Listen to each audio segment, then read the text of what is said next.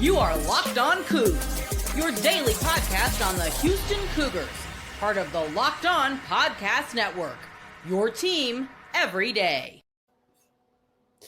Park Rangers are Locked On Coogs here, talking about Houston's big, decisive win over A&M Corpus Christi over the weekend, 87-51, wire-to-wire victory. The first, the most recent of like 5 or 6, I think they said on the telecast, wire-to-wire wins for the Houston Cougars in a row.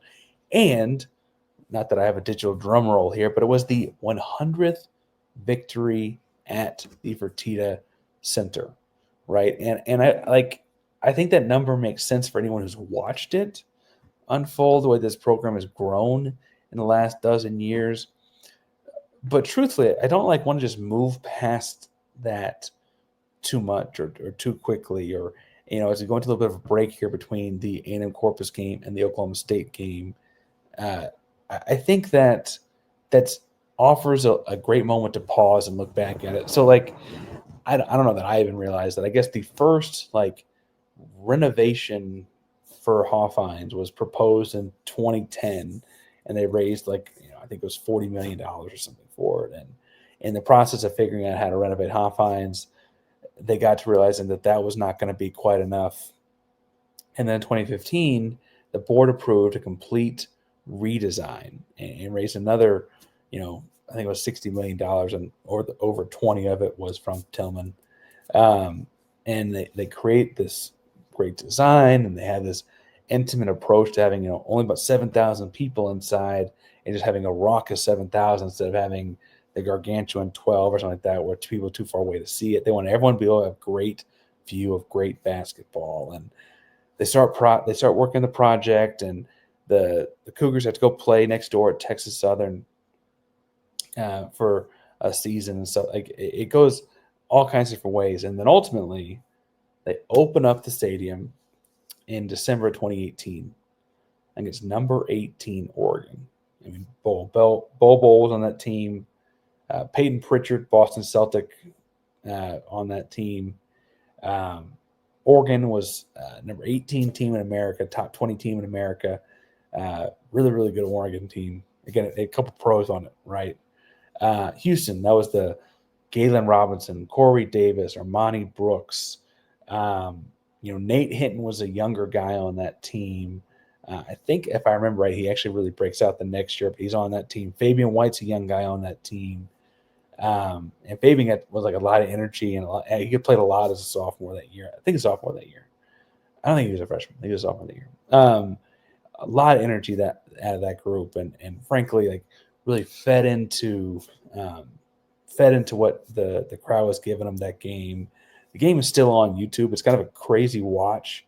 I can't watching. It's hard to believe this is Houston Cougars basketball in so many ways, but also it's so different. Anyway, just a whole different thing to because the evolution was so progressive that when you go back and watch it, just cut and dry, changing from 2024 back to 2018, even December of 2018, it's whoa, this is such a different product on the basketball court. And not to say those guys weren't good. I mean, Armoni has been in the NBA. Galen's in the NBA with the Pelicans organization.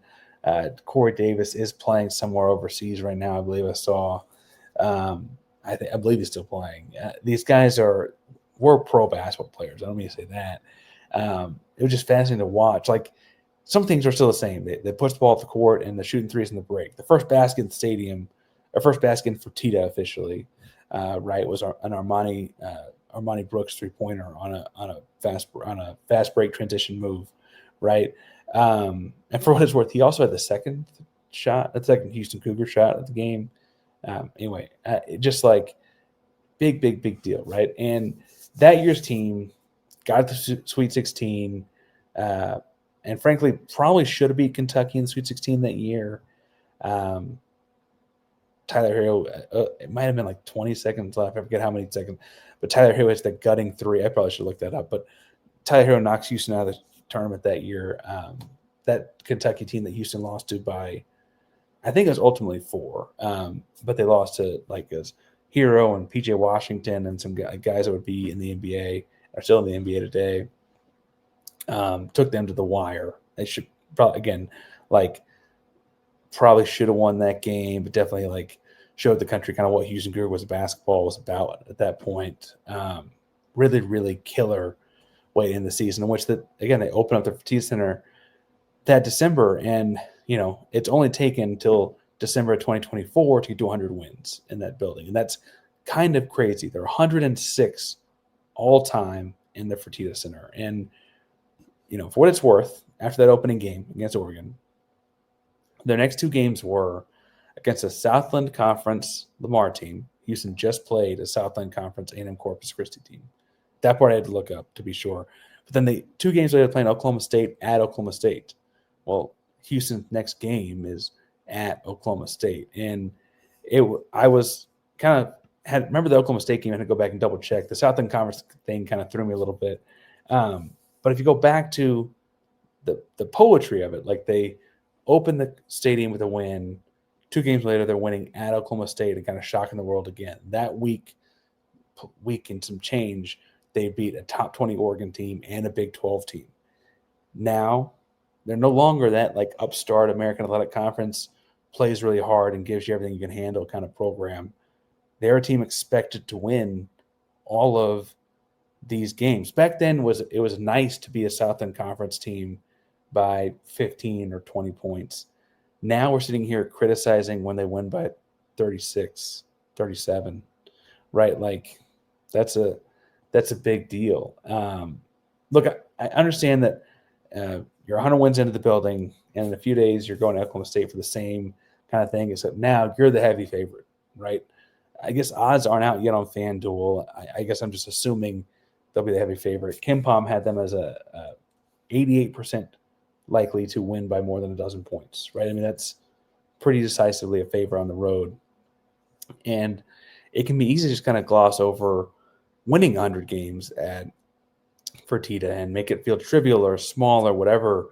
But I encourage you to go back and like watch where the program was in December of 2018 and how like kind of like while they were really good, again, those guys are now pro basketball players still, many of them, like how different things were. Like it was like, oh my gosh, Houston can beat these guys. Now it's like, yeah, Houston needs to beat all these guys. And that change, that shift, it's because those players that were on the team in 2018. It's because of the coaching staff coming in years before that. It's because of all, but it's also just this incredible growth of a program to watch over time. And I don't want to take those kind of things for granted as this goes.